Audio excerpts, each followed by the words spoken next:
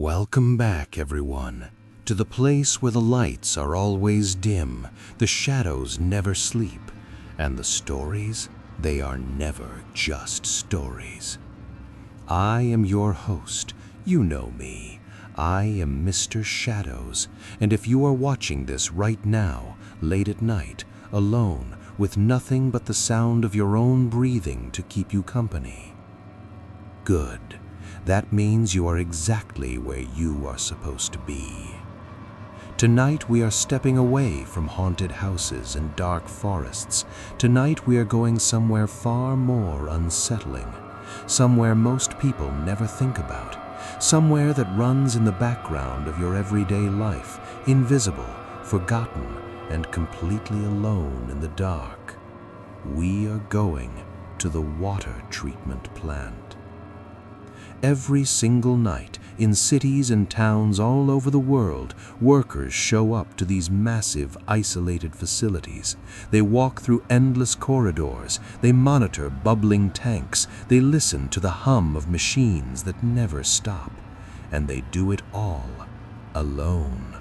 No customers, no co-workers nearby, no one to call out to if something goes wrong, just them, the machines, and whatever else might be lurking in the dark.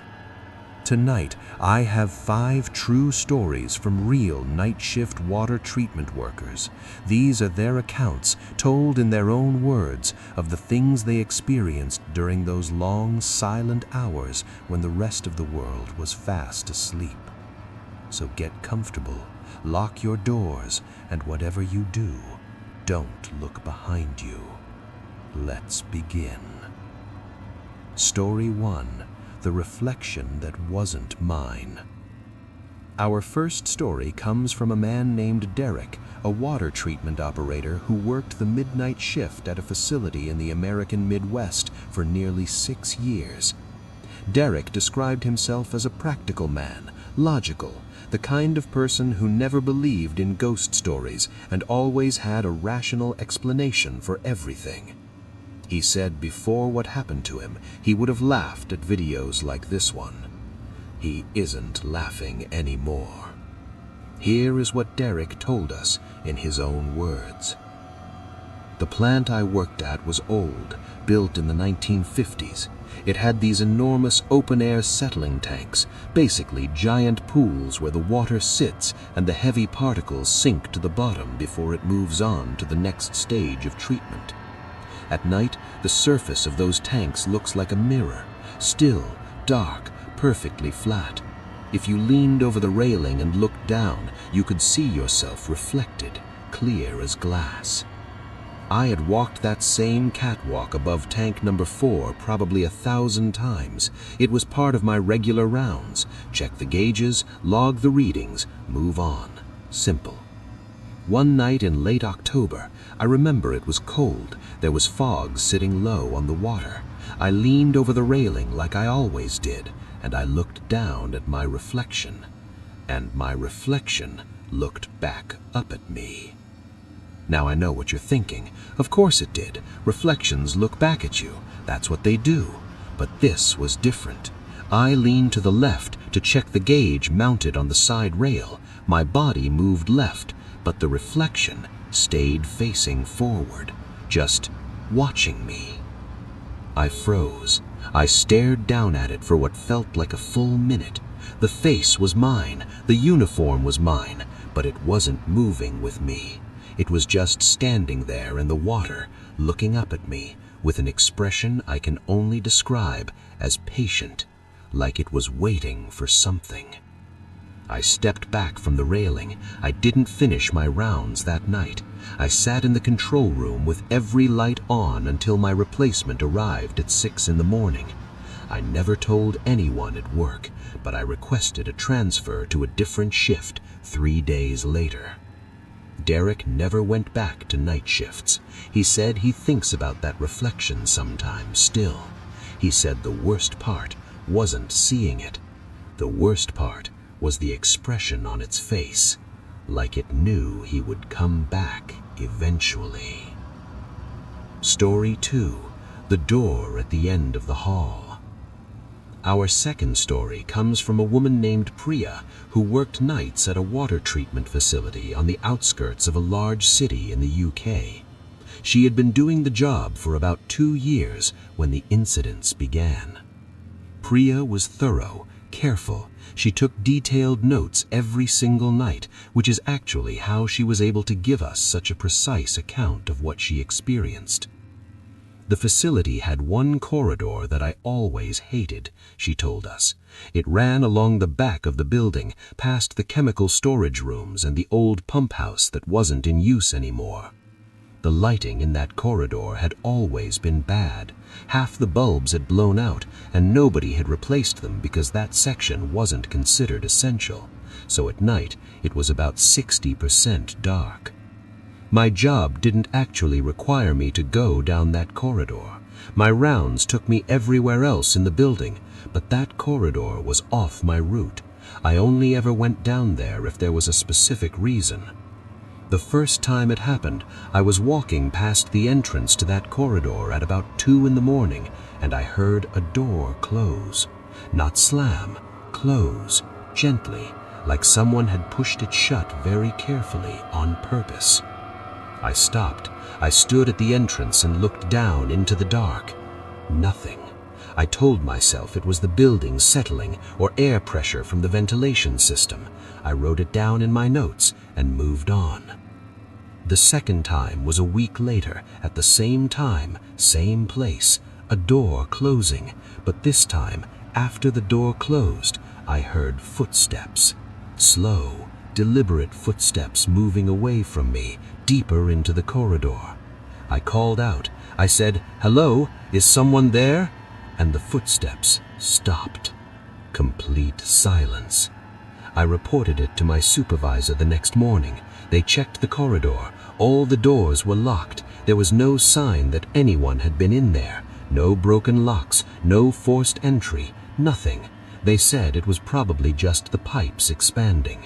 But pipes don't stop walking when you call out to them. The third and final incident happened 6 weeks later. Priya was doing her rounds, and as she passed the corridor, she looked down it out of habit. At the very far end, in the darkness, something was standing there. She couldn't see the details, it was too dark, but she could see a shape, a human shape, tall, still, just standing at the end of the hallway, facing her direction.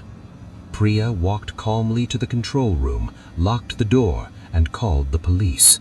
Officers searched the entire building. They found no one. Priya handed in her notice the following Monday. She now works an office job during the day, and she told us she sleeps with the hallway light on every single night. Story 3. The Voice in the Pipe. This next story is one that several engineers and experienced tradespeople have said is, technically speaking, not impossible, but that somehow makes it even more disturbing. It comes from a man named Caleb, who spent 4 years working night shifts at a water reclamation facility in the American South. Water treatment plants are loud places, Caleb explained. Pumps are running, aerators churning, water moving through pipes at high pressure. You get used to the noise. It becomes like white noise after a while, background music. You stop hearing individual sounds. So when I heard something new, something that didn't belong, it hit me differently, because my brain had already learned to filter out everything that was supposed to be there. This wasn't filtered out. It was coming from inside one of the main intake pipes, a section of large diameter pipe about 4 feet wide that brought raw water into the facility from the reservoir. The pipe ran along the exterior of the building, partially underground, and there was an access point, a maintenance hatch, about halfway along it. I heard it for the first time on a Tuesday night, a voice, low, rhythmic, almost like a chant or a hum, coming from inside the pipe. Now, I know what you might be thinking. Sound travels strangely through pipes. It can carry over huge distances, distort voices from far away, and make things sound close that are actually miles off. I know that. I am an engineer. I know how pipes work. But this voice said my name. Caleb sat with that statement for a moment before continuing. I had been standing at the access hatch, doing a routine pressure check, and the voice, clear as anything, said, "Caleb, come closer." I dropped my clipboard, I stepped back, and then silence, just the normal sounds of the plant. I checked the external pipe the next morning during daylight with a colleague. We found nothing, no evidence of anyone near the pipe, no access points that had been disturbed, nothing. My colleague thought I had been half asleep and imagined it. Maybe he was right. But it happened 3 more times, always at night, always when I was alone at the access hatch, always my name followed by those same 2 words. Caleb says he never got closer. He says he doesn't know what would have happened if he had. He also says he still wonders sometimes if it was a person trapped inside that pipe calling out for help. He wonders, but he never opened the hatch to check. And maybe, he says quietly, that was the right choice. Our 4th story is perhaps the most methodical and deeply unsettling account we have ever received. It comes from a woman named Sandra, a senior operator with over a decade of night shift experience, who kept a personal journal during her years at the plant. What she recorded over the course of 3 months in that journal is what she shared with us. The control room was the heart of the facility. Banks of monitors, alarm panels, and automated readout systems. It was the one place in the entire plant that was always fully lit, bright, fluorescent, clinical. I used to joke that it was the one place a ghost would never want to hang around because the lighting was too unflattering.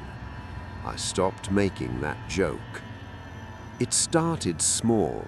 I would look up from my monitors and have the overwhelming physical sensation that someone was standing outside the control room window. The window looked out onto the main floor of the facility, the big open space with all the primary tanks. At night, the main floor was lit only by safety lighting, low, orange, industrial. Every time I looked up, I saw nothing, but the feeling was so strong, so persistent, like eyes on the back of your neck, except it was the front of my face. Then, in week 3, I saw him. A man standing on the main floor, maybe 30 feet from the control room window, completely still, wearing what looked like an old-style work uniform, not modern high-visibility gear, but something older, darker. He was just standing there, facing the window, facing me. I hit the intercom and called the security desk. No answer. Security was on patrol elsewhere in the complex. I looked back at the window. He was closer, still not moving, but closer, maybe 15 feet now. And I hadn't seen him move. He had just relocated. I locked the control room door. I kept my eyes on the window, and then the lights on the main floor went off. Not a power failure, not a tripped breaker. The system logs showed a clean manual shutdown of the main floor lighting, but I was the only one in the building, and I hadn't touched the lighting controls. I sat in that locked control room for 4 hours in complete darkness outside the window, too afraid to move, too afraid to look away. When the morning shift supervisor arrived and unlocked the door from outside at 6 a.m., I was sitting in my chair, facing the window, completely silent. He said I looked like I hadn't blinked in hours. I don't remember if I had. Sandra never went back to that facility. When she described the man in the old uniform to her supervisor, he went quiet. After some reluctance, he told her that a worker had died at the plant in the 1970s, a maintenance man who had fallen into one of the primary tanks during a night shift and been recovered the following morning. He had been the last person to work nights in that building for over 20 years, until Sandra. Our final story comes from a man named Thomas. Of all the accounts we have collected for tonight's video, Thomas's story is the one that has stayed with us the longest, not because of what he saw, but because of what he heard and what it said back to him. My facility was unusual in that part of my nightly rounds took me outside. There was a primary reservoir, a large open-air storage pool, about the size of 3 football fields that sat adjacent to the main building. I had to walk the perimeter once every 2 hours, check the sensor buoys, and make sure the overflow channels were clear. In summer, it was fine. In winter, it was brutal, cold, dark, completely isolated. The reservoir was enclosed by a chain-link fence, but the fence was old, and there were sections where it had buckled. My supervisor always said he'd get it fixed. He never did. In my first year, I didn't mind the walks, fresh air, quiet, a chance to clear my head. But somewhere in my second year, I started to dread them. I couldn't explain why. Nothing had happened, but every time I reached the far end of the reservoir, the section furthest from the building, I felt afraid. Deeply, instinctively afraid, the way you feel when something ancient and wordless inside your brain says, "Leave." I ignored it. It was just anxiety, I told myself, just the dark, until the night I stopped at the far end of the reservoir to log the buoy reading, and I heard something in the water. Not splashing, not the sound of an animal, something more rhythmic than that. More deliberate, a slow, circular disturbance in the water, maybe 20 feet from the bank, like something large moving just beneath the surface. I shone my torch out over the water. The beam only reached so far, but at the edge of the light I could see it, a disturbance in the water, a shape beneath the surface, long, slow, moving in a wide, patient circle. And then, from the water, I heard a voice. It was low, wet-sounding, if that makes sense, like speaking through water, and it said clear enough for me to hear every word, "You check on us every night. We appreciate that." And then the disturbance stopped. The water went completely still. I walked. I didn't run, because I was too afraid to run, because running felt like it might invite pursuit. I walked back to the building. I went inside. I sat down, and I never did the reservoir walk alone again. Thomas now works day shifts at a different facility in a different city. He says he has never told that story to anyone except his wife. He says she believed him immediately. She said she had always felt that there was something wrong with open water at night. He says he thinks she's right.